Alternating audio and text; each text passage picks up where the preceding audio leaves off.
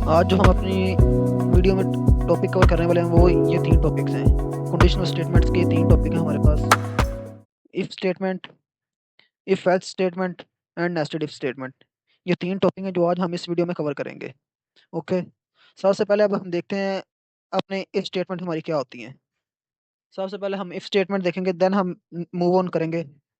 सबसे पहले if statement. Conditional statement के क्या होता है कि अगर कोई भी कंडीशन यानी कि हमारे पास है, अगर हमारे पास पैसे हैं तो हम चीज़ खरीद खरीद सकते हैं। इसके लिए कंडीशन क्या है कि हमारे पास पैसे होने चाहिए, तो फिर ही हम वो चीज़ खरीद सकते हैं। ये कंडीशन है हमारे पास। ऐसे ही इफ स्टेटमेंट है। इफ का मतलब होता है कि अगर अगर ये कंडीशन मीट हो रही है, यानी कि अगर हमारे पास पैसे हैं तो हम चीज़ खरीद लेंगे, अगर नहीं है तो हम नहीं खरीद सकते। ओके, अब ये ऐसे स्टेटमेंट है, अलाउ स्टेटमेंट है। ये स्टेटमेंट को अलाउ करती है कि वो कंडीशनली एग्जीक्यूट हो, यानी कि अगर कंडीशन ट्रू है तो वो एग्जीक्यूट हो, अदरवाइज स्किप हो जाए। ये इफ स्टेटमेंट के केले की वर्किंग है। अगर कंडीशन मीट है तो वो एग्जीक्यूट हो जाए, अगर कंडीशन मीट नहीं कर रही तो क्या कंडीशन मीट हो रही हो, अदरवाइज वो स्किप कर जाएगा। अगर अब हम देखें, अगर मैं आपको इस एक एग्जांपल लेता हूँ, उसके जरिए आपको समझाता हूँ कि इफ स्टेटमेंट कैसे वर्क करती है। मैं एक एग्जांपल लिखता हूँ, if it is raining, it is raining, then takes umbrella, takes umbrella.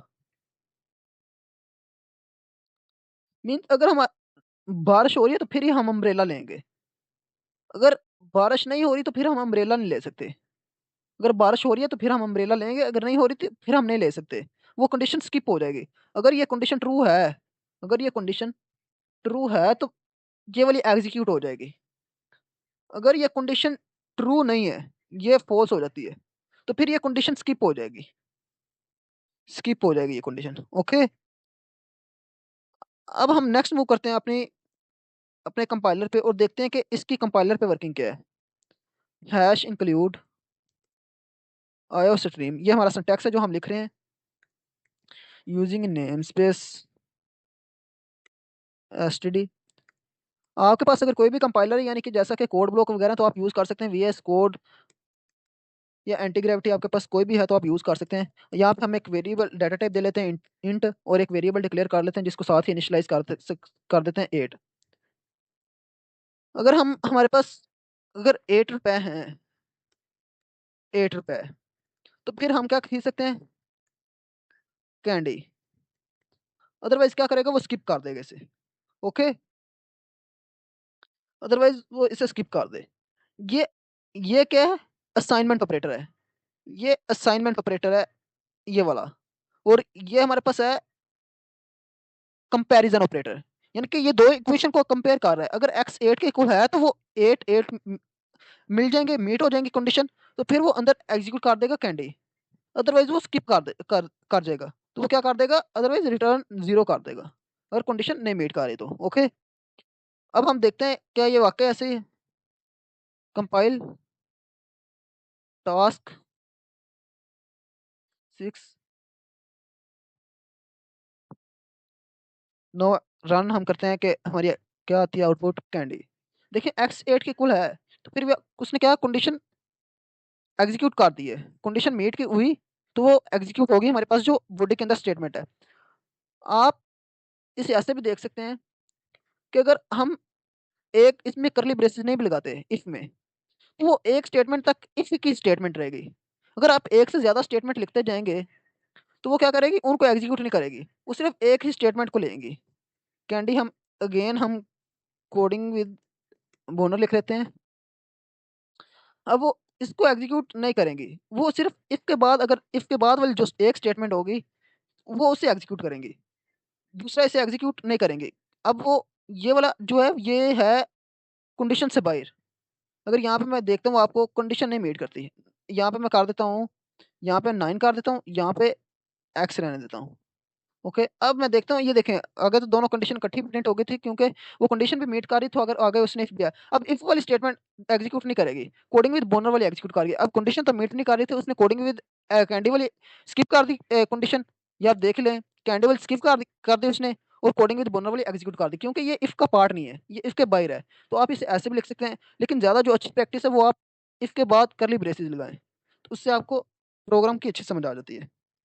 आगे हम इसका फ्लो चार्ट देखते हैं, ताकि आप ये आपकी आप समझ आ जाए अगर आप कहीं भी इंटरव्यू देने जाएं। तो हम इसका फ्लो चार्ट देखते हैं। अब हम अपना फ्लो चार्ट देखते हैं।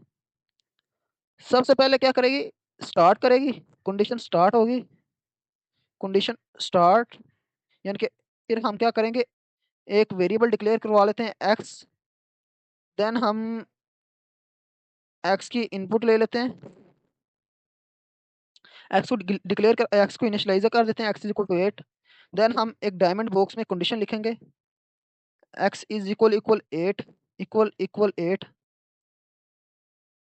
देन हम इस पे कंडीशन लगाते हैं, अगर ट्रू हो और अगर फॉल्स हो। अगर ट्रू हो तो ये वाला पार्ट एग्जीक्यूट हो जाए, अगर फॉल्स हो तो ये वाला पार्ट एग्जीक्यूट हो जाए। अगर ट्रू हो तो ये वाला आउटपुट वाला पार्ट एग्जीक्यूट हो जाए, आउटपुट वाला पार्ट एग्जीक्यूट हो जाए। और अगर फॉल्स हो तो ये वाला पार्ट एग्जीक्यूट हो जाए। ओके, देन एंड हो जाए हमारा प्रोग्राम, एंड। ओके, ये हमारे पास क्या है, इसका एक फ्लो चार्ट बन गया। फ्लो चार्ट के जरिए आपको समझ आ गई। इसके सिंटैक्स के बारे में मैंने आपको बता दिया। सबसे पहले इफ, फिर अंदर एक्सप्रेशन यानी कि जो हमारे पास कंडीशन है वो, then closes, then curly braces, start, and this part of if. अगर इन करली ब्रेसेस के अंदर जो भी आप लिखेंगे वो इफ के जुमले में आएगा, वो इफ की स्टेटमेंट होगी। अगर वो कंडीशन मीट हो जाती है तो वो फिर इफ को ही एग्जीक्यूट करेंगे।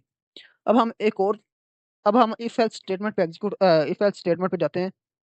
और एक और बात यहाँ पे आपको याद रखें, जो अक्सर बच्चे अपने एग्जाम्स में गलती कर देते हैं कि वो इसके बाद सेमीकोलन लगा देते हैं।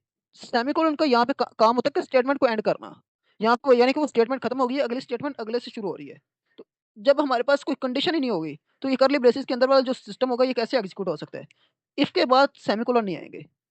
यानी कि अगर यहाँ पे कंडीशन, इफ का मतलब होता है कि ये वाली, अगर आप ये जहाँ पे वो सेमीकोलन देखता जाता है ना आपका कंपाइलर, वो दोबारा कंट्रोल दे देगा इफ को, जबकि ऐसा नहीं होना चाहिए। हमें सिर्फ इफ की कंडीशन मीट करनी है, अगर मीट हो गई तो उसके बाद करली ब्रेसेस वाली स्टेटमेंट एग्जीक्यूट करे, उसके बाद सेमीकोलन नहीं हमने यूज करना। ओके, अब हम अपने अपने नेक्स्ट मकसद की तरफ जाते हैं। हमारे पास नेक्स्ट कौन सी है, इफ एल्स है। अगली हमारे पास कौन सी स्टेटमेंट है, इफ एल्स। अगली हमारे पास इफ एल्स स्टेटमेंट है। नो, हम इफ एल्स देखते हैं, इफ एल्स को किस तरह एग्जीक्यूट करना है। इफ एल्स, अब आ जाएगी इफ एल्स। पहले तो क्या था कि इफ में अगर कंडीशन मीट हो रही है तो उसे उस पर्टिकुलर पार्ट को एग्जीक्यूट कर दे। यानी कि अगर कंडीशन मीट हो रही है, अगर आपकी एज है ग्रेटर देन और इक्वल देन 18 है, तो आपका जो आइडेंटिटी कार्ड है, नेशनल आइडेंटिटी कार्ड, वो बन जाए। आपके सी आउट क्या हो जाए, नेशनल आइडेंटिटी कार्ड। ओके, अगर आप कंडीशन नहीं मीट कर रही तो फिर वो उसे स्किप कर दे। अब एल्स का क्या काम होगा, यहाँ पे एक छोटी सी एडिशन करनी होगी कि जब ये कंडीशन फॉल्स हो जाएगी तो वो एल्स वाला पार्ट हो जाएगा। ये क्या होता है, ये हमें दो पॉसिबल पाथ हमें एग्जीक्यूशन के लिए देता है। अगर वन स्टेटमेंट हमने पहली स्टेटमेंट अगर परफॉर्म की है, तो अगर हमारी कंडीशन ट्रू होगी तो वो पहली स्टेटमेंट हमें एग्जीक्यूट करके दे देगा।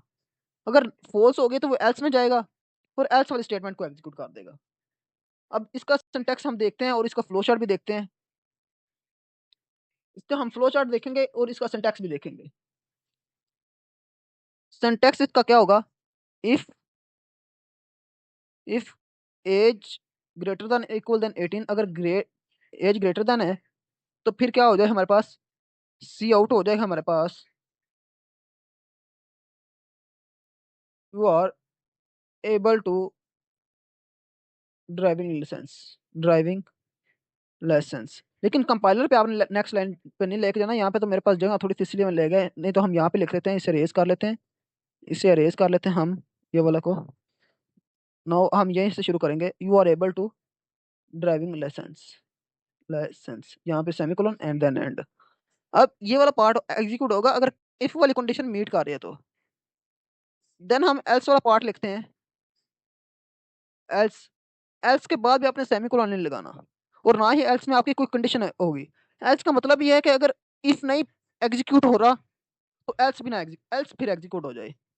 एल्स सिर्फ आप इफ के साथ ही यूज कर सकते हैं, आप व्हाइल या और किसी लूप के साथ भी आप आगे हम पढ़ेंगे लूप भी, उनके साथ आप एल्स नहीं यूज कर सकते। एल्स एल्स तभी एग्जीक्यूट होगा जब उसके ऊपर इफ की स्टेटमेंट होगी।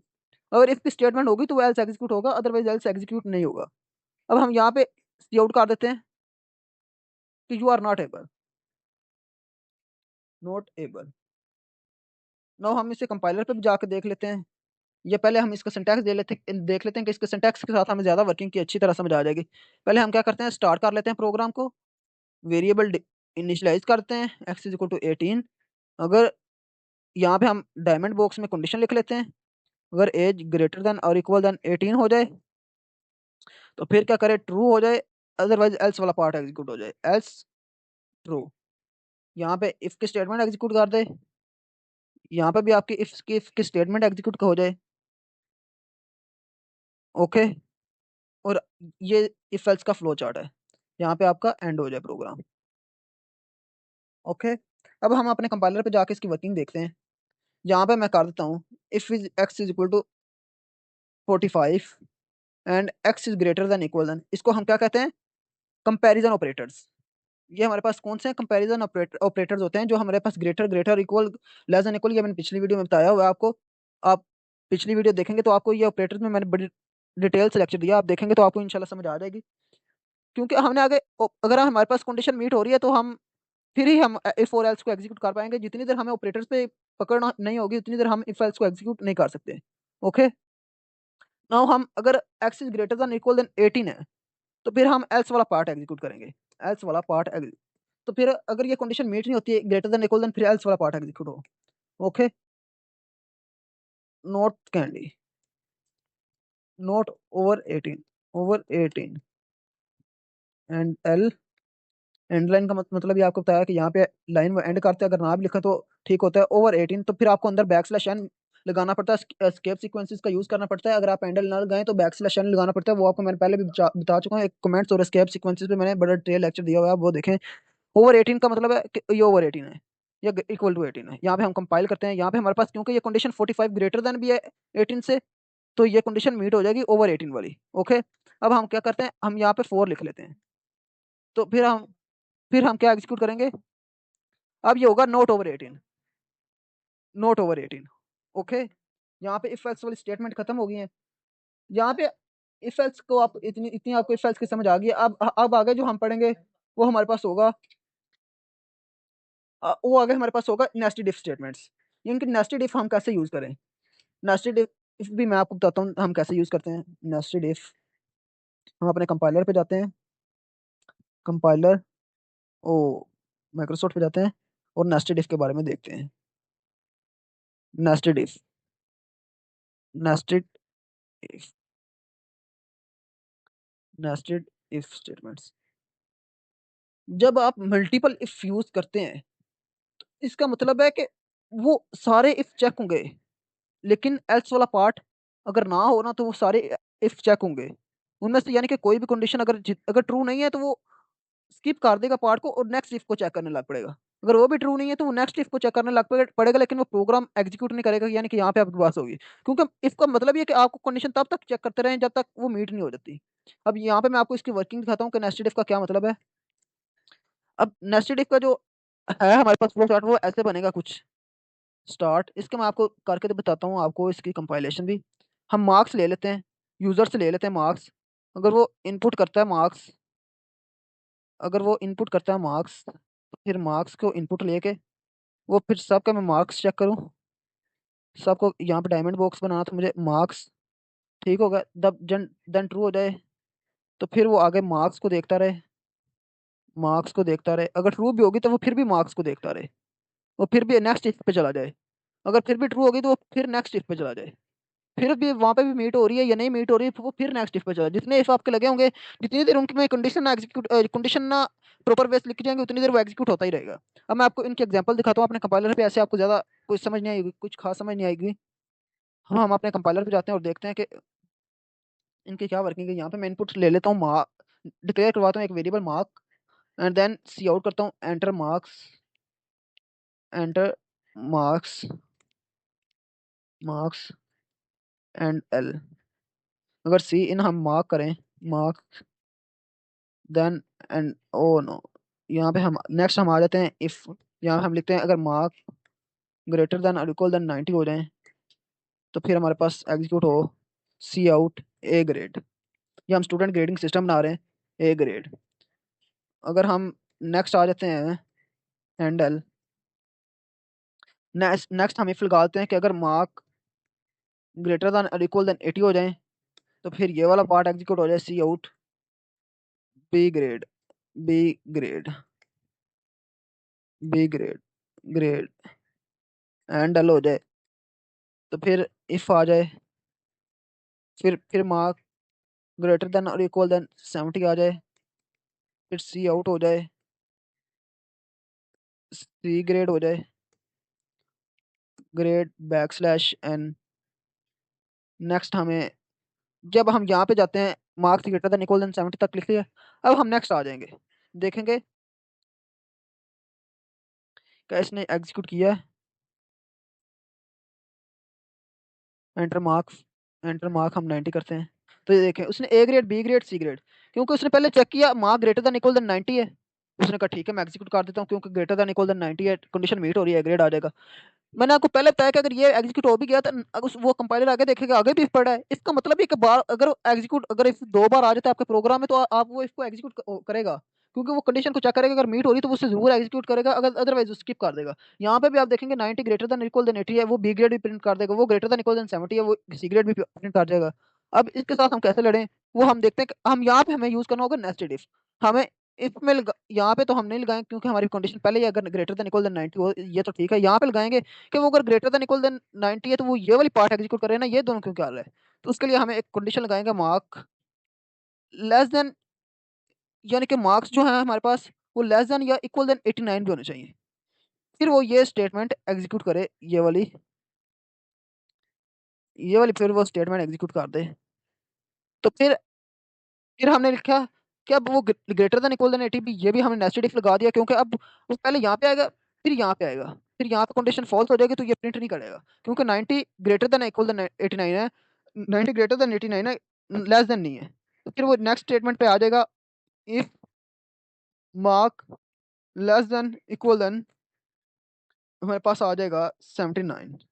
ओके, अब यहाँ पे हम करते हैं अपना इफ वाला पार्ट एग्जीक्यूट करते हैं।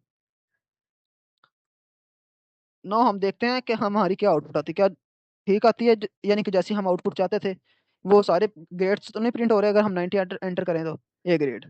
क्या किया उसने, इसकी वर्किंग अब हम समझते हैं कि जब उसने इफ वाला पार्ट देखा है ग्रेटर देन इक्वल देन 90 है तो उसने इस कंडीशन को एग्जीक्यूट कर दिया है। तो कंपाइलर ये सेमीकोलन का मतलब है कि वो स्टेटमेंट को एंड करता है, जब वो स्टेटमेंट को एंड करके इन करली ब्रेसेस से बाहर आया तो उसने देखा आगे एक और इफ है, जैसे ही मैं ऊपर ऊपर छोड़ के आ रहा हूँ वैसे फिर एक इफ है, उसने इसको भी एग्जीक्यूट किया, उसने इसको भी कंडीशन चेक की। उसके अब 90 ग्रेटर देन इक्वल देन 80 है, नहीं, उसने कहा 90, उसने यहाँ पे देखा 90 ग्रेटर देन इक्वल देन 80 है, तो फिर वो अंदर आया इफ के, यहाँ से करली ब्रेसेस एंटर हुआ और यहाँ पे आ गया कि उसने फिर यहाँ पे कंडीशन चेक की इफ की। उसने देखा कि 90 लेस देन यहाँ पे लिखा हुआ है लेकिन 90 तो ग्रेटर देन 89 से, तो फिर उसने वो यहाँ से फॉल्स हो गया, तो वो फिर यहाँ से निकला और यहाँ पे आ गया इन करली ब्रेसेस से, फिर बाहर निकल आया। फिर उसने चेक किया 90 ग्रेटर देन 70 है, जी ये ग्रेटर देन है, और वो फिर यहाँ से एंटर हो गया। और उसने यहाँ पे चेक किया कि 90 लेस देन भी, लेस देन तो 79 नहीं है, तो यहाँ से फॉल्स होगा, वो फिर बाहर आ गया। उसने कौन सी स्टेटमेंट एग्जीक्यूट की, सिर्फ ए ग्रेड वाली, क्योंकि यहाँ पे 90 ग्रेटर देन 90 इक्वल टू 90 है। ओके, ए ग्रेड वाली स्टेटमेंट एग्जीक्यूट हुई। ऐसे हमारे हमारे पास नेस्टेड इफ वर्क करते हैं, और ऐसे ही हमारे पास इफ एल्स भी वर्क करता है। आज हमने जो टॉपिक अपने कवर किए हैं उनमें उनमें तीन टॉपिक है, अगर आपको इन पे अच्छी पकड़ हो जाएगी तो आप आगे जॉब इंटरव्यूज के लिए तैयार हो सकते हैं, क्योंकि आगे हम जो ज्यादातर यूज कर रहे होंगे वो कंडीशन चेक कर, अगर हमें कंडीशन लगाने आते हैं तो फिर हमारी लैंग्वेज हमारे लिए आसान हो जाएगी। आज हमने जो टॉपिक कवर किया है इफ कवर किया है, यानी कि इसका ओवरव्यू क्या है कि अगर हमारे पास कंडीशन ट्रू हो रही है तो वो एग्जीक्यूट कर दे, अगर नहीं हो रही तो वो स्किप कर दे। इफ एल्स का मतलब क्या है, अगर इफ वाला पार्ट एग्जीक्यूट हो रहा है तो एग्जीक्यूट कर दे, इफ वाला पार्ट अगर ट्रू है तो एग्जीक्यूट कर दे, अदरवाइज एल्स वाला फिर स्किप कर देगा। अगर इफ वाला पार्ट ट्रू नहीं है तो फिर एल्स वाला एग्जीक्यूट कर दे, अगर इफ वाला पार्ट अगर कंडीशन नहीं मीट हो रही तो फिर एल्स वाला पार्ट एग्जीक्यूट कर दे। और फिर नेस्टेड इफ का मतलब क्या है कि अगर एक कंडीशन ट्रू है इफ वाली तो वो फिर अंदर वाले इफ में आके चेक करेगा क्या वो कंडीशन ट्रू कर रही है, अगर वो कर रही होगी तो फिर वो उसके अंदर वाली स्टेटमेंट प्रिंट होगी, उससे पहले नहीं प्रिंट होगी। अगर ये दोनों इफ को वो ट्रू कर रहा है तो फिर अंदर वाली स्टेटमेंट प्रिंट होगी, अदरवाइज वो स्टेटमेंट को प्रिंट नहीं करेगा। मैं उम्मीद करता हूँ कि यहाँ तक आपको बात समझ आ गई होगी।